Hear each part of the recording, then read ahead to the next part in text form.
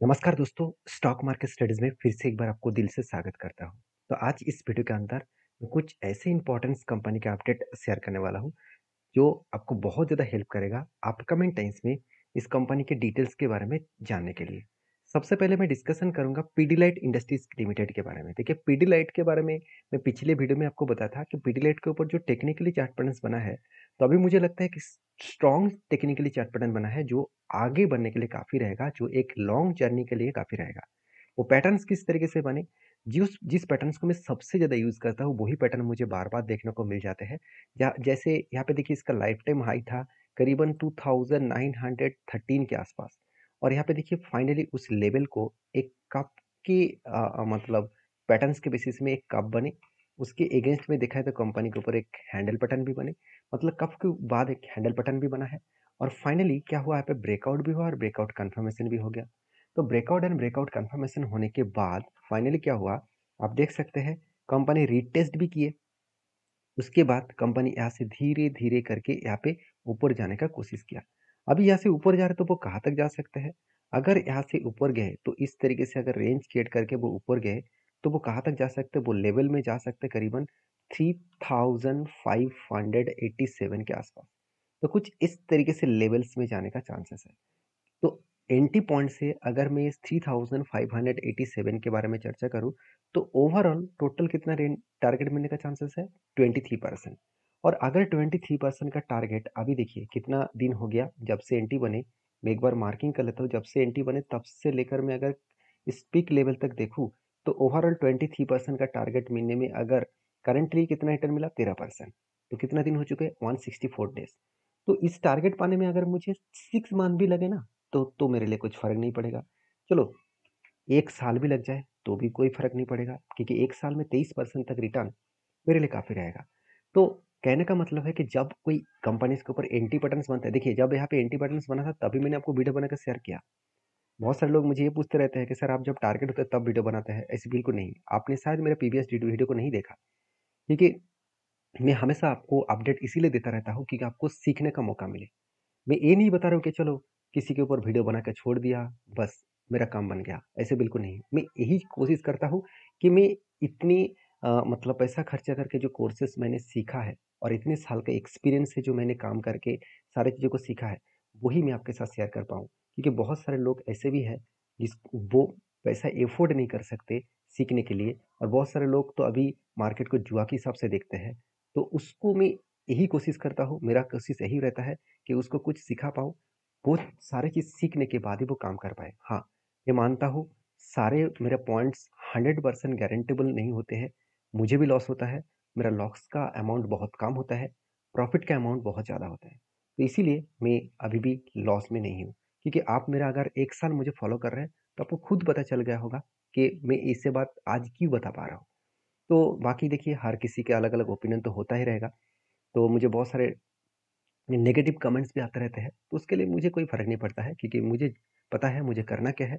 आपको अगर सारी चीज़ों को सीख कर काम करना है, तो मेरे साथ जुड़े रहिए। क्योंकि देखिए, इस कंपनी के ऊपर मैंने ट्रेड इसी कारण की वजह से लिया, क्योंकि म्यूचुअल फंड ने कुछ क्वांटिटीज़ को बेचा, एफएस ने सीधा-सीधा उसका फ़ायदा उठा लिया। क्योंकि एफएस के पास होल्डिंग था 10 साढ़े 10%, आज 11.5% हो चुका है, मतलब 1% होल्डिंग बढ़ चुके हैं।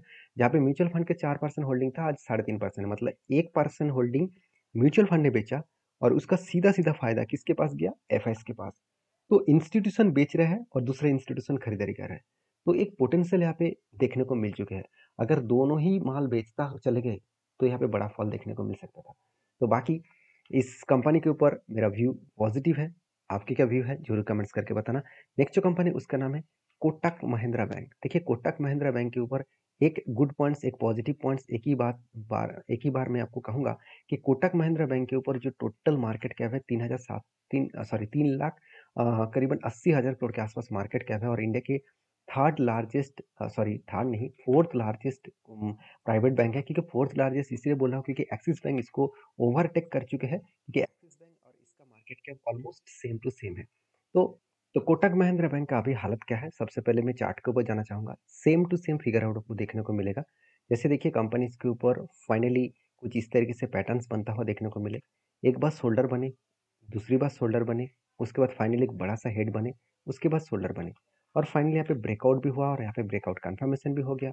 अभी देखिए कंपनी जो धीरे-धीरे करके यहाँ पे ऊपर जा रहे हैं, तो कौन सा लेवल तक जा सकते हैं? जो लेवल निकल कर के 2140 के आसपास, इस लेवल तक मैं इंतज़ार करूँगा।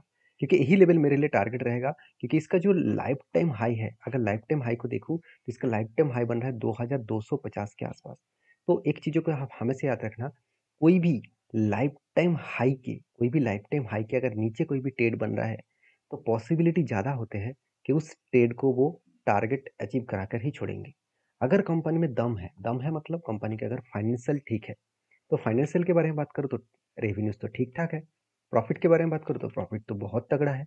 तो जब रेवेन्यूज़ इतना शानदार है, प्रॉफ़िट इतना शानदार है, तो उस कंपनी को रोकना बहुत मतलब इतना आसान नहीं होगा। और दूसरी बात, इतने दिनों के बाद एचडीएफसी बैंक, बाकी एक्सिस बैंक, आईसीआईसीआई बैंक, सारे बैंक भागता हुआ देखने को मिले, तो क्या कोटक बैंक चुप रहेंगे? वो भी तो भागेगा ना, क्योंकि उसी लेवल्स का बैंक है, उसी कैटेगरीज़ के बैंक है, तो वो भी भागता हुआ ज़रूर आपको देखने को मिलेगा। तो मैं इस कोटक महिंद्रा बैंक के ऊपर पॉजिटिव 2 कारण की वजह से हूँ। पहली बात, फाइनेंस तो ठीक-ठाक है। दूसरी बात, मुझे टेक्निकली चार्ट पैटर्न्स भी ठीक-ठाक मिला। और तीसरा पॉइंट जो है, वो पॉइंट्स मैं अभी आपको शेयर करूँगा, वो है इस कंपनी का बैलेंस शीट। देखिए, अगर कंपनी का बोरिंग्स कम होता देखने को मिलता, तो मैं इस कंपनी को अवॉइड कर देता। क्योंकि कोई भी फाइनेंस कंपनी और कोई भी बैंक्स के लिए सबसे जो इम्पोर्टेंस पॉइंट होता है, वो है कर्ज़ा। अगर वो खुद ज़्यादा कर्ज़ा नहीं ले रहा है, तो वो दूसरों को ज़्यादा लोन नहीं दे पाएँगे। और ज़्यादा लोन नहीं दे पाएँगे मतलब ज़्यादा वो पैसा मार्केट से उठा नहीं पाएगा। मार्केट से ज़्यादा इंटरेस्ट उसको नहीं मिलेगा। तो इसका टोटली इनकम जो कहाँ पे है, टोटल इनकम ज़्यादा से ज़्यादातर इनकम इसको कहाँ से है? देखा जाए तो इंटरेस्ट इनकम है। तो इंटरेस्ट इनकम अगर बंद हो जाए, कम हो जाए, तो कंपनी के ऊपर तो करेक्शन होने का चांसेस रहेगा। तो यही कारण की वजह से जो क्वार्टरली रिजल्ट के हिसाब से देखा है, तो जो रेवेन्यूज़ का ग्रोथ है वो थोड़ा-सा करेक्शन हुआ। इसके लिए आपको चिंता करने का ज़रूरत नहीं है, क्योंकि ईयर ऑफ ईयर बेसिस में देखेंगे तो हमेशा आपको ट्रेंडिंग दिखेगा। तो कुछ क्वार्टर्स में आपको इस तरीके से वोलेटिलिटी होता हुआ देखने को मिल ही जाता है, तो जिसके लिए आपको कंपनीज़ के ऊपर सारी चीज़ों को समझ कर काम करना होगा। बाकी रही बात कोटक महिंद्रा बैंक का, तो उसके बारे में चर्चा करूँ तो कंपनीज़ के ऊपर कुछ इस तरीके से सिचुएशन बने, जो कंपनी को आगे बढ़ाने के लिए, बूस्ट करने के लिए काफ़ी रहेगा। तो नेक्स्ट जो कंपनी है उसका नाम है आरती ड्रग्स। देखिए आरती ड्रग्स एक ड्रग्स मैन्युफैक्चरिंग कंपनी है। देखा जाए तो कंपनी की अ, मेनली जो बिज़नेस है वो एपीआईज़ के ऊपर है। तो एपीआई होता क्या है? Active pharmaceutical ingredients. तो एक्टिव फार्मास्यूटिकल इंग्रीडिएंट्स मतलब हम लोग जो मेडिसिन जो लेते हैं, उस मेडिसिन को बनाने के लिए जो प्रोडक्ट यूज़ किया जाता है, उसको एक्टिव फार्मास्यूटिकल इंग्रीडिएंट कहा जाता है।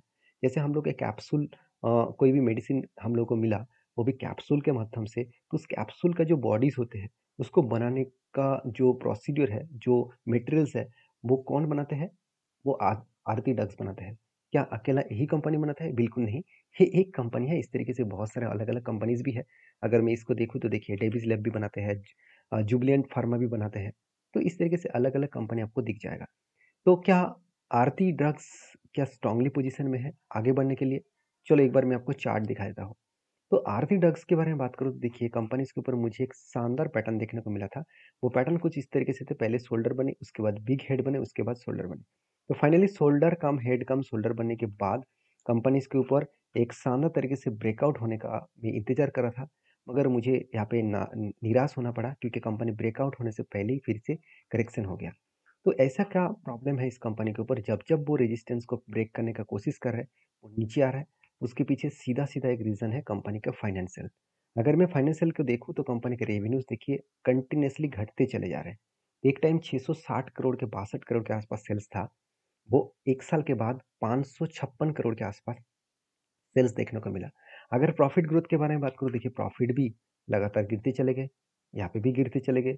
मतलब सेल्स एंड प्रॉफिट दोनों ही बुरी तरीके से यहाँ पे खराब होता देखने को मिले। और यही एक रीज़न देखने को मिला, जो रीज़न कंपनी के ऊपर एक प्रेशराइज़ बनता हुआ देखने को मिला है। तो जो लोग सोच रहे हैं कि कंपनी इसके ऊपर फिलहाल के लिए हालत क्या है, उसके लिए बता दूँ। फिलहाल के लिए जो हालत यहाँ पे देखने को मिला, वो हालत थोड़ा-सा यहाँ पे खराब हुआ है। तो इसी खराबी के कारण मुझे लगता है कंपनी के ऊपर प्रेशराइज़ आने आने वाले हैं।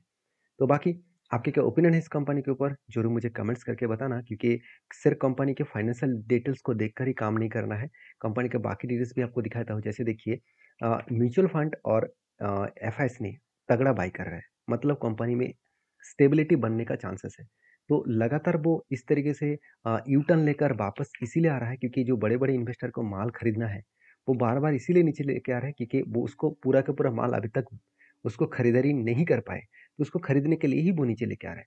तो जब फाइनली 640 ₹40 को अगर ब्रेकआउट करेगा, उसके बाद अगर ब्रेकआउट कन्फर्मेशन करेगा तो एक बड़ा धमाका यहाँ पे बन सकता है। तो सारे पॉइंट्स को मैं आपके साथ डिस्कशन कर चुका हूँ। आपके क्या व्यू है? मुझे कमेंट्स करके बता सकते हैं और नेक्स्ट जो कंपनी का अपडेट है, उसको एक बार मैं आपको दिखा देता हूँ। उसका नाम आप देख सकते हैं केसीके इंडस्ट्रीज़ लिमिटेड। तो केसीके इंडस्ट्रीज़ लिमिटेड जो 387 करोड़ का कंपनी है और कंपनी 1 साल में बहुत तगड़ा रिटर्न दिया क्योंकि ₹27 से कंपनी 300 तक जर्नी किया। मतलब 10 टाइम्स कंपनी रिटर्न दे चुके हैं, वो भी 1 साल के अंदर-अंदर। और शायद इसीलिए मैनेजमेंट ने एक बहुत बड़ा डिसीज़न लिया। वो भी डिसीज़न क्या 1:5 रेशियो के यहाँ पे स्प्लिट देने जा रहे हैं। तो जो लोग स्प्लिट पाना चाहते हैं 1 के बदले 5 शेयर तो ज़रूर इस कंपनी के ऊपर फ़ोकस रखिए। आपके क्या ओपिनियन है ज़रूर मुझे कमेंट्स करिए और ये वीडियो टोटली एजुकेशन पर्पस में था। बाय सेल करने से पहले आपके ओपिनियन के हिसाब से करिएगा। मेरी तरफ से कोई भी रिकमेंडेशन नहीं है। मिलते हैं नेक्स्ट वीडियो में, तब तक के लिए धन्यवाद।